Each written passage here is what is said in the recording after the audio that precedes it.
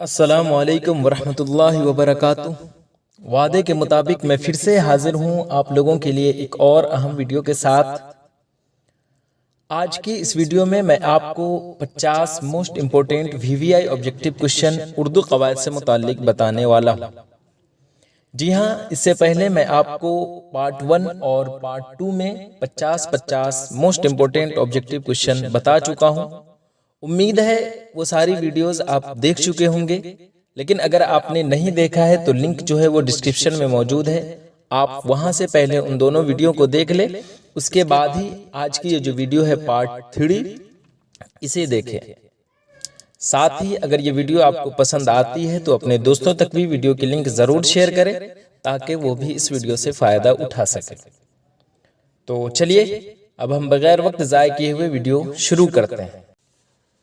تو دیکھیں، سوال نمبر 1 ہے کہ شمس العلماء الطاف حسین حالی میں شمس العلماء کیا ہے؟ جی، لقب، خطاب، تخلص یا پھر کنیت؟ تو اس کا درست جواب ہے آپشن بی یعنی خطاب۔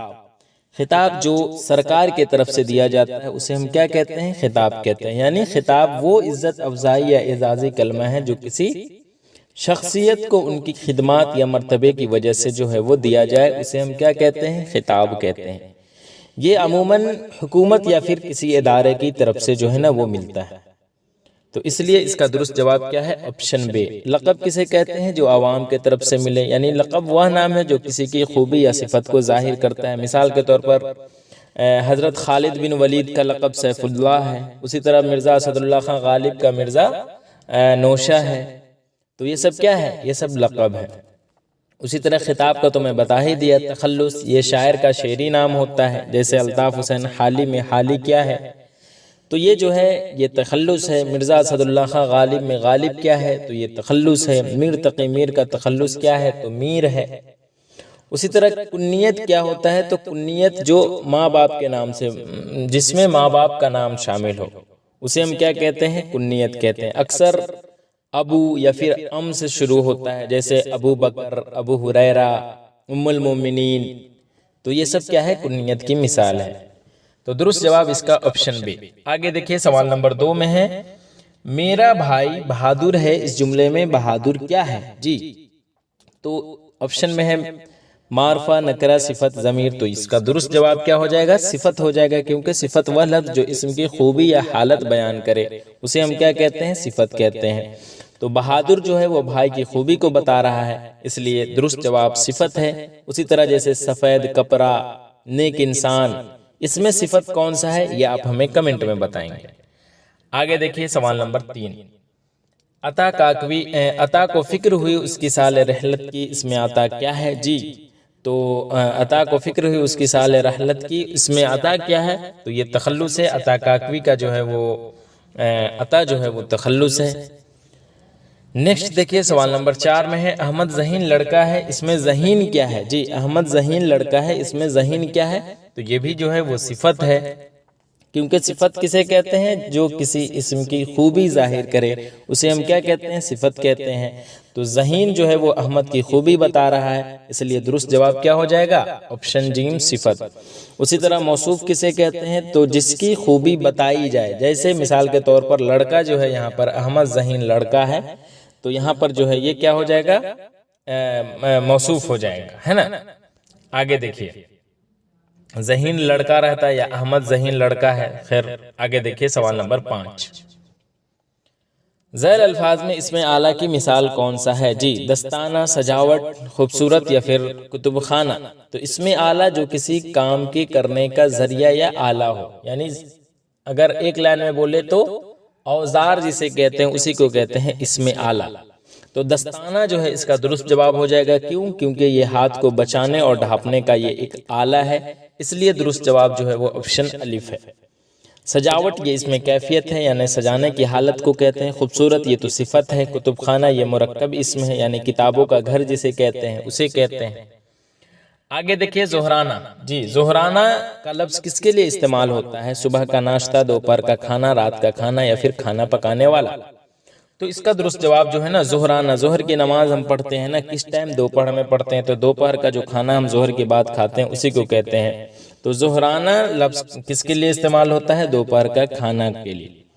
صبح کا ناشتہ تو جسے ہم کہتے ہیں فطور، سید سلیمان ندوی کے اکارڈنگ، ان کے اکارڈنگ کیا، ان کو تو مطلب صبح کا ناشتہ کو ہم فطور کہتے ہی ہیں، لیکن چونکہ سید سلیمان ندوی کا ایک مضمون ہے کلاس 12 میں بعض پرانے لفظوں کی نئی تحقیق، اس میں بہت ہی اچھے انداز میں اس بارے میں بتایا گیا ہے۔ اسی طرح رات کا کھانا، اسے آپ عشائیہ کہہ سکتے ہو، چونکہ عشاء کے بعد ہم لوگ کھانا کھاتے ہیں۔ کھانا پکانے والے کو ہم کیا کہتے ہیں؟ تو باورچی کہتے ہیں یا پھر خاصہ ماں کہتے ہیں۔ آگے دیکھیں سوال نمبر 7۔ ناک میں دم کرنا کا مطلب ہوتا ہے پریشان کرنا، غرور کرنا، ناک میں دوا ڈالنا یا پھر رنجیدہ ہونا۔ جی، تو ناک میں دم کرنا یعنی پریشان کرنا، آپشن الف جو ہے اس کا درست ہو جائے گا۔ یہ کیا ہے؟ ایک محاورہ ہے جس کے اخیر میں نہ لگا ہو، پہچان ہے نا محاورہ کا۔ تو دیکھیں ناک میں دم کرنا نہ آیا اس میں، تو یہ محاورہ ہے، یہ تو ہمیں سمجھ میں آ گیا۔ اس کا مطلب ہوتا ہے بہت تنگ کرنا یا پھر ستانا، ہے نا؟ تو اس لیے اس کا درست جواب جو ہے وہ آپشن الف ہے، جیسے کہتے ہیں نا بچوں نے شور مچا کر استاذ کی ناک میں دم کر دیا، ہے نا؟ غرور کرنا یعنی فخر جتانا، اسے اپنی دولت پر غرور ہے۔ رنجیدہ ہونا یعنی مطلب غمگین ہونا ہوتا ہے۔ آگے دیکھیے سوال نمبر 8۔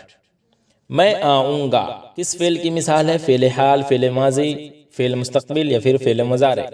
تو درست جواب اس کا ہو جائے گا آپشن جیم یعنی فعل مستقبل، یعنی جو آئندہ زمانہ میں کام ہونے کو ظاہر کرے اسے ہم کیا کہتے ہیں؟ فعل مستقبل کہتے ہیں۔ فعل حال جو اس وقت ہو رہا ہے اسے کہتے ہیں، جیسے ہم نے کہا میں کھاتا ہوں۔ اور فعل ماضی جو گزر چکا ہے، جیسے میں نے کہا کہ میں آیا تھا۔ فعل مستقبل تو ابھی جسٹ میں بتایا ہوں۔ فعل مضارع عام طور پر حال اور مستقبل دونوں پر بولا جاتا ہے۔ آگے دیکھیں سوال نمبر 9 میں ہے عرض کا ہم صوت لفظ۔ جی، عرض کا ہم صوت لفظ، ہم صوت وہ الفاظ ہوتا ہے جن کی آواز ایک جیسی ہو مگر کیا ہے کہ معنی جو ہے وہ الگ ہو۔ تو دیکھیں عرض عین را زاد سے ہے، تو اس کا ہم صوت عرش اور عرضی اراضی تو ہے نہیں، کیونکہ ہم صوت نہیں ہے۔ اب آگے آپشن دیکھتے ہیں کیا ہے۔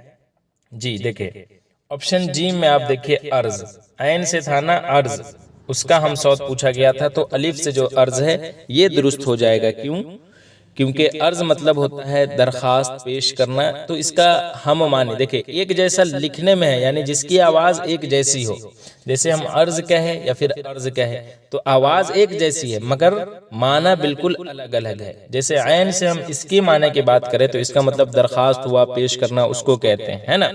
اور عرض کا مطلب ہوتا ہے زمین، جیسے عرض مطلب آواز، زمین جو ہوتا ہے نا اس کا مطلب ہوتا ہے، ٹھیک ہے؟ تو چلیں آگے دیکھیں سوال نمبر 10۔ زید روٹی کھا رہا ہے۔ جی، زید روٹی کھا رہا ہے، اس جملے میں زید کیا ہے؟ تو فاعل ہے، زید فاعل ہے، روٹی مفعول ہے، اور کھا رہا ہے جو وہ کیا ہے؟ فعل ہے۔ دیکھیں اس طرح کا اگر کوشچن رہے نا تو شروع والا آپ آنکھ بند کر کے فاعل مان لیں گے، بیچ والے کو مفعول مانیں گے اور اخیر والے کو فعل۔ جس کو کچھ نہیں سمجھ میں آ رہا ہے اس کے لیے یہ اخیر کیا کہتے ہیں ٹرک ہے کہ شروع والا ہمیشہ فاعل کہلائے گا، کام کرنے والے کو ہم فاعل کہتے ہیں، کام کو ہم فعل کہتے ہیں چونکہ کھا رہا فعل ہے، اور روٹی جو ہے جس پر کام کا اثر پڑے اسے ہم کیا کہتے ہیں؟ اسے ہم کہتے ہیں مفعول، یعنی کام جس پر ہو اسے ہم کیا کہتے ہیں؟ مفعول کہتے ہیں۔ اور کیا کہتے ہیں؟ کام بتانے والا جو ہوتا ہے وہ فعل ہوتا ہے، جیسے کھا رہا ہے۔ سمجھ گئے؟ آگے دیکھیں سوال نمبر 11۔ اس میں ہے کون سا جملہ درست ہے؟ جی، وہ شوقین ہے، یا میں نماز پڑھتا ہوں، یا پھر تم کرکٹ کھیلتے ہو، یا پھر ہم ناشتہ کر رہتے ہیں۔ تو دیکھیں وہ شوقین ہے، کہنے میں اچھا لگ رہا ہے کیا؟ تو اس کا غلط ہو گیا، کیوں؟ کیونکہ اس کا صحیح جو ہوگا وہ شوقین ہے ہوتا، بڑی شین اور قاف، بڑی چھوٹی قاف ہے یہاں پر، تو ایک تو یہ ہوتا شوقین، اس طرح سے لکھتے ہیں ہم شوقین۔ دیکھیں اگر اس طرح سے رہتا تو یہ درست ہوتا، تو ہے نہیں، اس لیے یہ غلط ہو گیا۔ اسی طرح میں نماز لکھا ہوا ہے، دیکھ رہے ہیں نماز ایسے ہوتا ہے اس طرح سے، اس لیے یہ بھی غلط ہو جائے گا۔ تم کرکٹ کھیلتے ہو، تو تم کرکٹ کھیلتے ہو یہ درست ہے، اور ہم ناشتہ کر رہتے ہیں یہ بھی غلط ہے۔ کیوں؟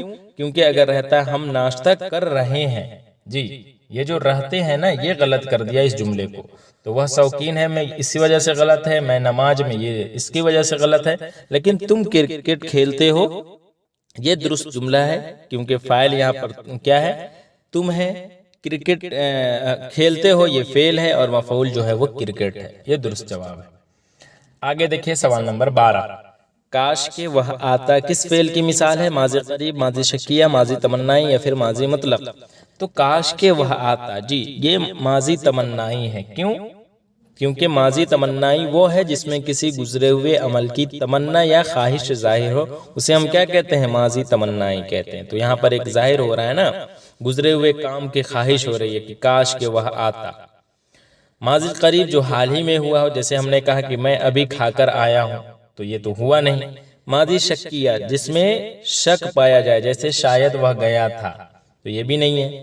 اسی طرح ماضی مطلق، ماضی مطلق سیدھا ماضی جو ہو چکا ہو، جیسے وہ آیا، تو یہ بھی نہیں ہے، اس لیے درست جواب آپشن جی۔ معنی کے اعتبار سے اسم کی کتنے قسمیں ہیں یہ پوچھا جا رہا ہے آپ سے، جی تو معنی کے اعتبار سے جو ہے وہ اسم کی 2 قسمیں ہیں، کون کون ہے؟ اسم نکرہ اور اسم معرفہ۔ جس اسم نکرہ کو ہم کیا کہتے ہیں؟ کامن ناؤن کہتے ہیں، اور اسم معرفہ کو ہم کیا کہتے ہیں؟ پروپر ناؤن کہتے ہیں۔ اسم معرفہ کا دوسرا نام اسم خاص ہے، اسم نکرہ کا دوسرا نام اسم عام ہے، ٹھیک ہے۔ آگے دیکھیے سوال نمبر 14، بناوٹ کے اعتبار سے اسم کی کتنے قسمیں ہیں؟ تو بناوٹ کے اعتبار سے اسم کی جو ہے وہ 3 قسمیں ہیں، کون کون؟ سمپل ناؤن، وربل ناؤن، اور ایک جو ہوتا ہے نا ڈیریویٹو ناؤن، یعنی اسم جامد، اسم مصدر، اسم مشتق۔ ایسا اسم جو اپنی حالت میں مستقل ہے اور کسی سے نہ بنایا گیا ہو اسے ہم کیا کہتے ہیں؟ اسم جامد، جیسے آدمی، کتاب، گھر وغیرہ وغیرہ۔ اور مصدر فعل سے بنایا گیا اسم کسی کام یا حالت کی نشاندہی کرتا ہے، مصدر کی پہچان ہے کہ جس کے آخر میں نہ لگا ہو۔ اور مشتق جو کسی لفظ یا جڑ سے بنایا گیا اور کسی چیز کی خصوصیت ظاہر کرتا ہے، مثال کے طور پر شاعر ہے نا، معلم۔ چلے آگے دیکھیں اسم معرفہ کی کتنی قسمیں ہیں؟ جی دیکھیں اسم معرفہ کی کتنی قسمیں ہیں، الگ الگ کتابوں میں الگ الگ جواب ہے، لیکن چونکہ ہم 7 بتائیں گے، یہ بورڈ ایگزام کے تحت ہم تیاری کرا رہے ہیں، تو اس حساب سے 7 درست جواب ہو جائے گا۔ اور وہ کون کون؟ تو اسم عالم، اسم ضمیر، اسم اشارہ، اسم موصول، اسی طرح منادہ، مضاف، معود، یہ سب ہے، ٹھیک ہے۔ تو کل ملا کر 7 قسمیں ہم آپ کو بتا رہے ہیں۔ پھر سے میں بتا دوں، آپ اگر کتاب میں دیکھیں گے تو کہیں 4 بھی دیکھنے کو ملے گا، اپنے جگہ پر سب درست ہے، لیکن چونکہ بورڈ کا ایگزام میں اب تک جو پوچھا گیا ہے تو درست اس کو 7 ہی مانا ہے، تو میں بورڈ کے حساب سے آپ کو بتا رہا ہوں، تو درست جواب 7 ہے۔ سوال نمبر 16 دیکھیں، زمانے کتنے ہیں؟ تو زمانے کتنے ہیں؟ زمانے جو ہے وہ 3 ہیں، کون کون؟ ماضی، حال اور مستقبل، ٹھیک ہے۔ ماضی کسے کہتے ہیں؟ جو گزر چکا ہو، جیسے وہ گیا، میں نے کھایا۔ یا حال موجودہ عمل جو ہوتا ہے، جیسے وہ جا رہا ہے، میں کھیل رہا ہوں۔ مستقبل آنے والا عمل، جیسے وہ جائے گا، میں پڑھوں گا، وغیرہ وغیرہ۔ آگے دیکھیں معنی کے اعتبار سے لفظ کتنے طرح کے ہوتے ہیں؟ تو معنی کے اعتبار سے لفظ 2 طرح کے ہوتے ہیں، کون کون؟ ایک موضوع اور ایک محمل۔ موضوع کو ہم جس کا کوئی معنی ہوتا ہے، جیسے کتاب، گھر وغیرہ وغیرہ، اور محمل جس کا کوئی مفہوم ہی نہ ہو، یعنی جس کا کوئی معنی نہ ہو، اسے ہم جیسے چائے کا معنی ہے تو یہ موضوع ہو گیا، وائے کا معنی نہیں ہے تو وہ محمل ہے۔ اب آگے دیکھیے سوال نمبر 18 میں کیا پوچھا رہا ہے؟ جی سوال نمبر 18 میں ہے کہ زید آم کھاتا ہے۔ جی زید آم کھاتا ہے، اس جملے میں کھاتا ہے کیا ہے؟ فاعل، فعل، مفعول یا پھر اسم؟ تو آپ کو تو معلوم ہی ہوگا کہ زید آم کھاتا ہے، اس میں جو ہے کیا کہتے ہیں؟ کھاتا ہے جو وہ کیا ہے؟ فعل ہے۔ زید کیا ہے؟ یہ فاعل ہے۔ اسی طرح آم کھاتا ہے، آم جو ہے وہ کیا ہے؟ مفعول ہے۔ تو اس طرح سے درست جواب اس کا آپشن بی۔ آگے دیکھیے، کل میں مشاعرہ میں جاؤں گا۔ جی کل میں مشاعرہ میں جاؤں گا، یہ جملہ کس زمانے سے تعلق رکھتا ہے؟ تو دیکھیے گاگے گی آیا، گاگے گی کس کی پہچان ہے؟ مستقبل کی پہچان ہے، اس لیے درست جواب آپشن جی۔ مٹھی گرم کرنا کا مطلب کیا ہوتا ہے؟ جی مٹھی گرم کرنا، رشوت لینا، رشوت کھانا، رشوت دینا، یا پھر آگ سے مٹھی گرم کرنا؟ تو درست جواب اس کا کیا ہو جائے گا؟ رشوت، مٹھی گرم کرنا۔ جی مٹھی گرم کرنا کا مطلب ہوتا ہے رشوت دینا، نہ کہ لینا۔ یہ کیا ہے کہ یہ ایک محاورہ ہے جس کا مطلب ہوتا ہے کسی کو رشوت دینا تاکہ اپنا کام جو ہے نا وہ نکلوا لیا جائے، اسی کو کہتے ہیں مٹھی گرم کرنا۔ اچھا، آپشن الف میں ہے رشوت لینا۔ رشوت لینا کا مطلب ہوتا ہے ناجائز طور پر کسی سے پیسے وصول کرنا، مگر چونکہ مٹھی گرم کرنا رشوت دینے کو کہتے ہیں، لینے کو نہیں، اس لیے آپشن الف جو ہے وہ بالکل غلط ہو گیا۔ اسی طرح رشوت کھانا، یہ بھی رشوت لینے کا مطلب رکھتا ہے، لیکن چونکہ یہ محاورہ یہاں مراد نہیں ہے، اس لیے یہ غلط ہو جائے گا۔ اس کے بعد ہے رشوت دینا، تو ابھی میں بتایا ہوں رشوت دینا درست جواب ہے، کیونکہ مٹھی گرم کرنا یعنی کسی کی ہتھیلی میں رشوت رکھ دینا تاکہ وہ کیا ہو جائے، راضی ہو جائے، جیسے ہم نے کہا کہ اس نے اہلکار کی مٹھی گرم کر دی ہے نا، تو یہ درست جواب ہے آگ سے مٹھی گرم کرنا، چونکہ یہ تو محاورے کا اسپیشل کوئی مطلب نہیں ہے، یہ حقیقی مطلب نہیں ہے، اس لیے یہ تو خیر غلط یوں ہی ہے۔ آگے دیکھیں سوال نمبر 21، گھبرانا کا حاصل مصدر کیا ہے؟ گھبرانا، گھبرانا کا حاصل مصدر گھبراہٹ، یہ کئی مرتبہ پوچھا گیا ہے، یعنی کسی فعل سے جو اسم بنتا ہے اور اس عمل کی کیفیت کو ظاہر کرتا ہے، اسے ہم کیا کہتے ہیں؟ حاصل مصدر کہتے ہیں۔ جیسے گھبرانا سے گھبراہٹ بنتا ہے جو گھبرانے کی کیفیت کو ظاہر کرتا ہے، اس لیے اس کا درست جواب کیا ہو جائے گا؟ آپشن الف۔ جیسے مثال کے طور پر ہم نے کہا یعنی امتحان میں گھبراہٹ کا ہونا، یہ ہے نا، تو اس لیے درست جواب آپشن الف۔ گھبرالو یہ تو حکم دینے کا صیغہ ہے، حاصل مصدر یہ بالکل نہیں ہے۔ گمبھیر یہ ہندی لفظ ہے، اردو میں گھبرانا سے اس کا کوئی تعلق ہی نہیں ہے۔ گھبراؤ یہ فعل امر ہے، یعنی کسی کو حکم دینا، تو آپشن الف درست ہے۔ روشن کمرہ، روشن کمرہ میں روشن کیا ہے؟ اس میں اعلیٰ، اس میں ظرف، صفت یا پھر فعل؟ جی، تو روشن کمرہ میں روشن جو ہے وہ ہو جائے گا، صفت ہو جائے گا۔ روشن کمرے کی کیفیت یا خوب، جو روشن جو ہے نا وہ کمرے کی کیفیت یا خوبی بتا رہا ہے، اس لیے یہ کیا ہے؟ اس میں صفت ہے، یعنی کسی اسم کی کیفیت یا حالت کو بتائے اسے ہم کیا کہتے ہیں؟ صفت کہتے ہیں۔ تو روشن کمرے میں کمرے کی کیفیت کیا ہے؟ چمکدار ہونا بتا رہی ہے، اس لیے درست جواب صفت ہے۔ مثال کے طور پر ہم نے کہا حسین لڑکی، بھوکا آدمی، تو اس میں آپ ہمیں بتائیے گا صفت کون ہے، ٹھیک ہے؟ سوال نمبر 22 لکھ کر جواب آپ بتائیں گے۔ ماضی ناتمام کی ایک مثال دیجئے۔ جی، ماضی ناتمام کی ایک مثال وہ گیا، وہ جاتا تھا، وہ جا چکا ہے، یا پھر وہ گیا تھا۔ تو ماضی ناتمام وہ زمانہ جس میں کیا ہے کہ عمل ماضی میں شروع ہوا لیکن ختم جو ہے نا وہ نہیں ہوا تھا، یعنی جاری حالات ہو، جیسے وہ جاتا تھا، تو یہ کیا ہے کہ ایک ناتمام عمل کو ظاہر کر رہا ہے، تو اس حساب سے دیکھ لے آپشن الف میں وہ جاتا تھا درست ہے۔ وہ گیا یہ کیا ہے؟ یہ ماضی مطلق ہے، کیوں؟ کیونکہ کام مکمل ہو گیا۔ اسی طرح وہ جاتا تھا یہ ماضی ناتمام ہے، وہ جا چکا ہے یہ ماضی قریب کا ہے، ناتمام نہیں ہے۔ وہ گیا تھا یہ تو ماضی بعید ہے۔ چلیے آگے دیکھیں سوال نمبر 24، ذیل میں اس میں معرفہ کون ہے؟ تو معرفہ جو ہے اس میں کون سا ہے؟ ڈاکٹر بھیم راؤ امبیڈکر، یہی خاص ہے نا، بقیہ آدمی سے اندازہ نہیں ہو رہا ہے کس آدمی کی بات ہو رہی ہے، انسان سے بھی نہیں، بزرگ سے بھی نہیں، تو اس میں خاص وہ ہوتا ہے جو کسی خاص شخصیت، جگہ یا چیز کے لیے مخصوص ہو، جیسے ڈاکٹر بھیم راؤ امبیڈکر جو ہے وہ ایک خاص شخص کا نام ہے نا، اس لیے اس کا درست جواب کیا ہو جائے گا؟ Option D. 25 نمبر کوشچن ہے، اینٹ سے اینٹ بجانا کا مطلب کیا ہوتا ہے؟ اینٹ توڑنا، سخت مصیبت آنا، غصہ ہونا، نیست و نابود کر دینا۔ تو اینٹ سے اینٹ بجانا ایک محاورہ ہے جس کا مطلب ہوتا ہے کسی کو مکمل طور پر تباہ و برباد کر دینا، تو یعنی نیست و نابود کر دینا۔ آپشن دال جو ہے وہ بالکل درست ہے، ٹھیک ہے۔ نا خدا کا معنی کیا ہے؟ نا خدا کا معنی ملاح یا پھر کشتی، آگے کا آپشن ادھر ہے، تو نا خدا کا معنی ہی ہوتا ہے کیا؟ ملاح ہوتا ہے، ٹھیک ہے۔ آگے کا آپشن خیر آپ دیکھ لیں گے، لیکن میں اس کا جواب بتا دوں کہ نا خدا کا مطلب کیا ہوتا ہے؟ اس کا مطلب ہوتا ہے ملاح، یعنی ملاح یعنی کشتی کو چلانے والے کو ہم کیا کہتے ہیں؟ ملاح۔ تو وہ شخص جو کشتی چلاتا ہے اسے ہم کیا کہتے ہیں؟ ملاح کہتے ہیں۔ اور آپشن بی میں کشتی ہے، تو کشتی چونکہ یہ ایک سواری ہے، یہ انسان نہیں ہے، اس لیے یہ غلط ہے۔ اب اور بھی آپشن دیکھتے ہیں، آگے دیکھیں۔ آپشن میں ہے دریا، دریا یہ کیا ہے؟ یہ پانی کا بڑا ذخیرہ ہے، تو اس کا کوئی لینا دینا نہیں ہے۔ اسی طرح سمندر یہ بھی پانی کا ذخیرہ ہے، اس لیے یہ بھی غلط ہو گیا۔ آگے دیکھیں سوال نمبر 27، اے ولی جو لباس تن پر رکھا، اس مصرے میں ولی کیا ہے؟ ولی دکنی کا ہے نام، یعنی ولی جو ہے وہ ایک تخلص سے، بات سمجھ میں آ گئی۔ ردیف کیا ہوتا ہے؟ ردیف جو ہر شعر کے دونوں مصروں یا کم از کم مقطع میں جو ہے نا قافیہ کے فوراً بعد جو ہے وہ دہرائے جاتے ہیں، اسے ہم کیا کہتے ہیں؟ ردیف کہتے ہیں۔ قافیہ یہ ردیف سے پہلے ہم الفاظ یا صوتی مماثلت کو قافیہ کہتے ہیں، ہے نا۔ اسی طرح خطاب یہ تو کیا کہتے ہیں سرکار کی طرف سے دیا جاتا ہے۔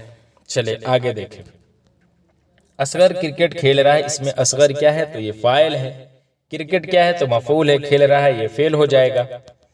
لفظ، جی 29 نمبر کوشچن کا جواب دیکھیے، سوال ہے 29 نمبر کہ لفظ سے بنتے ہیں، جی کیا بنتے ہیں تو دیکھیں لفظ سے بنتے ہیں حرف۔ حرف کیا ہے؟ زبان میں سب سے چھوٹی اکائی یعنی جو ہے وہ لیٹر ہی ہوتا ہے، جسے آپ کیا کہتے ہو؟ حرف کہتے ہو۔ یعنی جب چند حروف کو ملا کر ایک بامانی اکائی بنائی جاتی ہے تو اسے ہم کیا کہتے ہیں؟ لفظ کہتے ہیں۔ اب اسے جیسے آپشن الف میں ہے جملہ، تو جملہ جو ہے وہ لفظوں سے بنتا ہے، لفظ جو ہے نا وہ جملے سے بالکل نہیں بنتا۔ جیسے ہم نے کہا مثال کے طور پر زید گیا، تو دو لفظ اس میں آیا، کیا کیا آیا؟ ایک زید آیا اور ایک گیا آیا، تو یہ دونوں مل کر جو ہے نا وہ ایک جملے بنے، تو لہٰذا یہ بالکل جو ہے وہ جواب غلط ہو جائے گا۔ یعنی ایک چیز یاد رکھیے گا کہ جملہ جو ہے وہ لفظوں سے بنتا ہے۔ جیسے ہم نے کہا نا زید گیا، تو زید جو ہے وہ ایک لفظ ہوا اور گیا جو ہے وہ دوسرا ہوا، تو یہ دونوں لفظ مل کر جملے بنتے ہیں۔ تو اس لیے یہ یہاں پر پوچھا جا رہا ہے کہ لفظ سے بنتے ہیں، تو لفظ جو ہے وہ کس سے بنتے ہیں؟ تو حرف سے بنتے ہیں۔ حرف بالکل درست جواب ہو جائے گا۔ جیسے مثال کے طور پر ہم نے کہا کتاب، جیسے ہم نے لکھا کتاب، ٹھیک ہے، تو اب کتاب میں کیا کیا آیا؟ کاف آیا، تا آیا، پھر الف آیا، پھر با آیا، یعنی کل ملا کر 4 حروف مل کر ایک لفظ بنا جس کا نام ہم نے کیا دے دیا؟ کتاب دے دیا۔ تو لفظ کس سے بنتے ہیں؟ حرف سے بنتے ہیں۔ یہ جو ہے نا کاف، ایک منٹ ہٹا دیتے ہیں، جیسے کتاب ہم نے لکھا تھا، یہاں لکھتے ہیں کتاب، ٹھیک ہے، تو اس میں کیا کیا آیا؟ کاف آیا، پھر تا آیا، پھر الف آیا اور با آیا۔ تو یہ سب جو آپ دیکھ رہے ہو یہ کیا ہے؟ یہ حروف ہیں، اور یہ چاروں حروف مل کر ایک کتاب کو بنا دیا، یعنی ایک کیا کہتے ہیں لفظ بنا دیا۔ اور انہی جو لفظ ہے، یہ لفظ جو ہے دو اگر ایک سے زائد لفظ ہے، جیسے ہم نے ایک مثال دیا تھا ابھی کہ زید گیا، تو زید گیا تو ایک ہم نے لکھا زید، ٹھیک ہے، اور ایک ہم نے لکھا گیا، تو کتنے؟ ایک لفظ دو لفظ، یہ دونوں مل کر ایک جملہ بن گیا، تو اسے ہم کیا کہتے ہیں؟ یعنی جملہ کس سے مل کر بنتا ہے؟ تو وہ لفظوں سے مل کر بنتا ہے، جو آگے آئے گا۔ فی الحال یہاں پر پوچھا گیا ہے کہ لفظ کس سے بنتا ہے، تو وہ حرف سے بنتا ہے۔ آگے دیکھیں، یہ تو آ ہی گیا۔ سوال نمبر 30 میں ہے کہ جملہ کس سے بنتا ہے؟ فعلوں سے، اسموں سے، حرفوں سے یا پھر لفظوں سے؟ تو کس سے بنتا ہے؟ لفظوں سے بنتا ہے، ٹھیک ہے، ابھی آپ سمجھ گئے ہوں گے۔ ابھی جسٹ میں بتایا ہوں نا، جیسے ہم نے لکھا کہ کتاب، اچھا یہ کتاب نہیں، جیسے ہم نے ایک مثال دیا کہ جیسے زید کرکٹ کھیل رہا ہے، تو زید کرکٹ کھیل اور رہا ہے، کتنے ہوئے اس میں؟ یا پھر ہم نے کہا زید کرکٹ کھیلتا ہے، تو زید ایک ہوا، کرکٹ دوسرا ہوا، مطلب 2 الفاظ، اس کے بعد کھیلتا تیسرا الفاظ اور چوتھا ہے۔ تو ایک جملہ بنانے کے لیے ہمیں 4 الفاظ کو لینا پڑا، تب جا کے ایک جملہ بنا۔ تو جملہ کس سے بنتا ہے؟ یہ لفظوں سے بنتا ہے، ٹھیک ہے۔ آگے دیکھیں سوال نمبر 31، علامت مفعول کون ہے؟ جی علامت مفعول کون ہے؟ تو علامت مفعول ہم کسے کہتے ہیں؟ دیکھیں علامت مفعول وہ ہوتا ہے جو فعل، یعنی فعل کا مطلب کام کا اثر قبول کرے، اسے ہم کیا کہتے ہیں؟ علامت مفعول کہتے ہیں۔ تو علامت اردو میں مفعول کے ساتھ اکثر جو ہے نا وہ کو کا استعمال ہوتا ہے، یہ چیز آپ یاد رکھیے گا۔ جیسے ہم نے کہا علی نے کتاب کو پڑھا، یا پھر ہم نے کہا کہ بچے نے گیند کو مارا، تو یہ سب جو ہے نا یہ کس کے پہچان ہے؟ علامت مفعول کی۔ اسی طرح ہے نے، یہ علامت فاعل ہے، ٹھیک ہے، علامت فاعل ہے جو کام کرتا ہے۔ جیسے ہم نے کہا زید نے کھانا کھایا، تو زید نے کھانا کھایا، اس میں نے جو ہے یہ علامت فاعل ہے۔ اسی طرح ہے اگر، اگر یہ شرط کا لفظ ہے، جیسے مفعول سے تعلق اس کا بالکل نہیں ہے۔ جیسے ہم نے کہا کہ اگر بارش ہوگی تو ہم نہیں جائیں گے، بات سمجھ میں آئی؟ اسی طرح مگر، یہ استثناء کا لفظ ہے۔ جیسے ہم نے کہا کہ سب لوگ آئے مگر احمد نہیں آیا، تو سمجھ گئے۔ آگے دیکھیے سوال نمبر 32، حرف عطف، جی اس کی مثال کون سا ہے یہ پوچھا جا رہا ہے۔ تو اس کی مثال جو ہے وہ آپشن الف یعنی اور ہے۔ حرف عطف وہ ہوتا ہے جو 2 الفاظ یا پھر جملے یا عبارتوں کو آپس میں جوڑتا ہے، اسے ہم کیا کہتے ہیں؟ حرف عطف کہتے ہیں۔ جیسے ہم نے کہا زید اور بکر، تو زید اور بکر کو جوڑنے کا کام اور کیا۔ اسی طرح ہم نے کہا کتاب اور قلم، تو کتاب اور قلم کو جوڑنے کا کام اور نے کیا، سمجھ گئے آپ؟ आगे देखिए सवाल नंबर 33। बहुत गुस्सा में होना किस मुहावरा का मतलब है? तो बहुत गुस्सा में होना जो है वो किस मुहावरे का मतलब है? अपना उल्लू सीधा करना, आटे में नमक का होना, आस्तीन चढ़ाना, या फिर आपे से बाहर होना। तो दुरुस्त जवाब हो जाएगा आपे से बाहर होना, यानी शदीद गुस्से में आ जाना, यानी काबू को खो देना। जैसे हमने कहा उस्ताद की डांट सुनकर वह आपे से बाहर हो गया, तो उसी को हम कहते हैं। ठीक है, अब आगे देखिए, काश तुम मुझे पहले मिल जाते, ये जुमला किस ज़माने से ताल्लुक़ रखता है? जी, माजी, हाल, मुस्तक़बिल, मुतलक, या फिर माजी तमन्नाई। तो काश, काश यानी माजी तमन्नाई, यहीं से क्वेश्चन का हल हो गया। तमन्नाई वो जुमला होता है जिसमें आरजू, हसरत या फिर काश का इजहार हो। जैसे यहाँ काश, काश लफ्ज़ से वाज़ेह है कि ये क्या है, कि माजी तमन्नाई है। जैसे हमने कहा मिसाल के तौर पर कि काश बारिश होती, या फिर काश मैं कामयाब हो जाता। तो इसमें आरजू, ख्वाहिश या तमन्ना जो भी जाहिर हो ना, उसे हम क्या कहते हैं? माजी तमन्ना ही कहते हैं। आगे देखिए सवाल नंबर 35। जी, सवाल नंबर 35 में क्या है कि आज बाजार न जाना, इस जुमले में किस किस्म का फेल इस्तेमाल हुआ है? तो इसमें न जाना रोका जा रहा है, यानी फेले नहीं का इस्तेमाल हुआ, यानी किसी को किसी काम से रोकना, यानी यहाँ बाजार न जाना में मना किया गया है, इसलिए ये फेले नहीं है। ठीक है, आगे देखिए सवाल नंबर 36। खालिद उर्दू पढ़ता है, इस जुमले में पढ़ता है क्या है? जी, तो ये क्या है? पढ़ता है फेल है, खालिद क्या है? फाइल है, उर्दू जो है वो क्या हो जाएगा? मफऊल हो जाएगा। अब आगे देखिए सवाल नंबर 37। रूह की सिफत, जी रूह की सिफत क्या होगी? रूह, अरवाह, रूहानी, रूहानियत, रुमानी। तो देखिए रूह की सिफत जो है ना वो रूहानी है, दुरुस्त जवाब। क्यों है? क्योंकि देखिए सिफत वो लफ्ज जो किसी इस्म की खूबी, हालत या फिर निस्बत बताए। जैसे हमने कहा नेक इंसान, रोशन कमरा, दीनी तालीम, है ना। तो चूंकि रूह की सिफत पूछा गया है तो रूहानी, रूह प्लस हानी मिलाकर रूहानी बना। लायका में क्या आया? हानी, यानी यही जो है या निस्बती की सूरत लगाकर निस्बत जाहिर की जाती है, यानी रूहानी, यानी जो चीज़ रूह से मुताल्लिक हो उसी को हम क्या कहते हैं? रूहानी। मिसाल के तौर पर हमने कहा इसका इस्तेमाल करके, जैसे हम आपको बताते हैं, जैसे रूहानी सुकून, है ना, या फिर हमने कहा रूहानी तरबियत, रूहानी रहनुमाई, रूहानी उस्ताद, रूहानी तजर्बा वगैरह वगैरह। या फिर हमने कहा कि मुझे उस महफिल में रूहानी सुकून मिला, या उस किताब में रूहानी तरबियत के उसूल बयान हैं, या फिर रमज़ान में लोग जो है वो रूहानी तौर पर जो है वो ताज़ा दम महसूस करते हैं, है ना। तो यही सब। अब अरवाह, अरवाह क्या है? ये इसलिए नहीं है क्योंकि ये रूह की जमा है ना। रूह की जमा अरवाह होता है, ये सिफत नहीं है, इसलिए ये गलत हो जाएगा। रूहानियत, रूहानियत सिफत नहीं है बल्कि ये इसमें कैफियत है, यानी रूह से मुताल्लिक।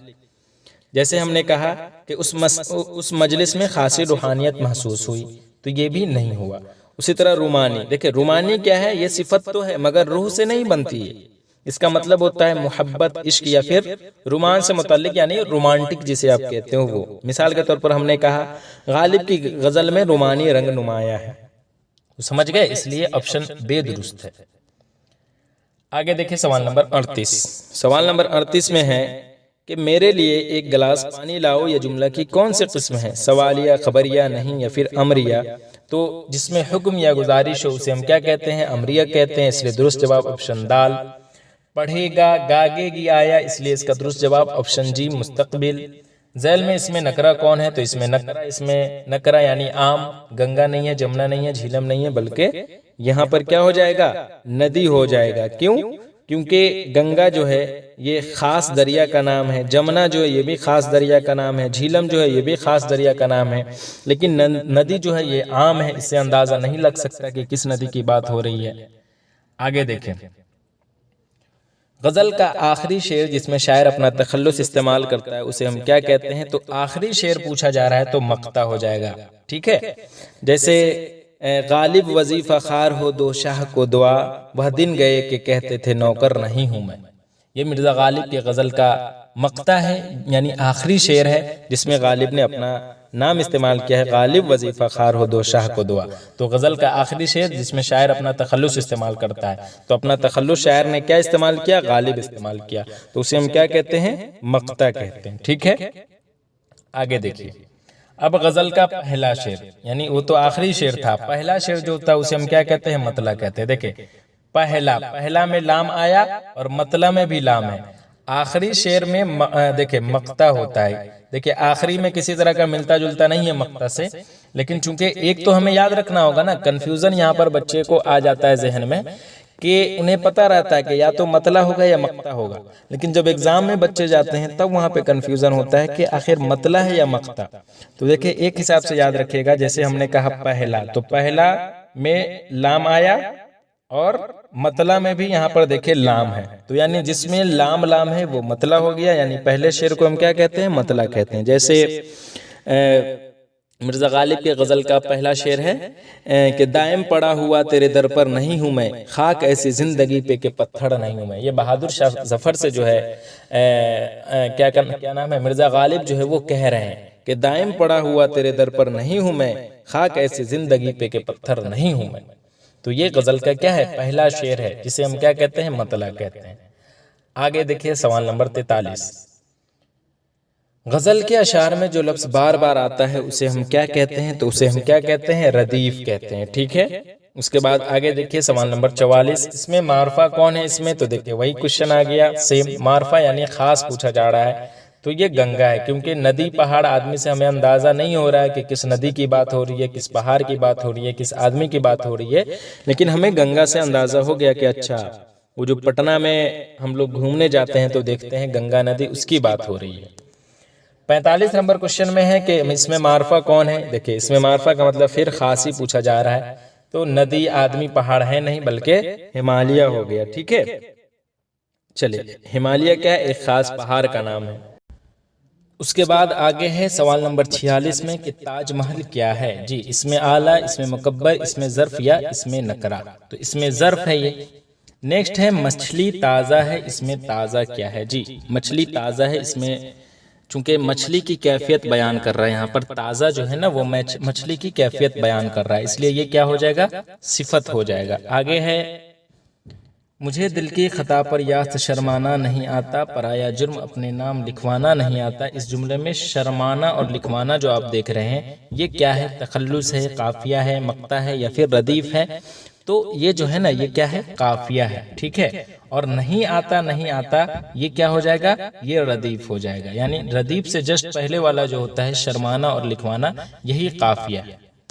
آگے دیکھیں سوال نمبر 49 میں ہے میر حسن مشہور مثنوی نگار ہے.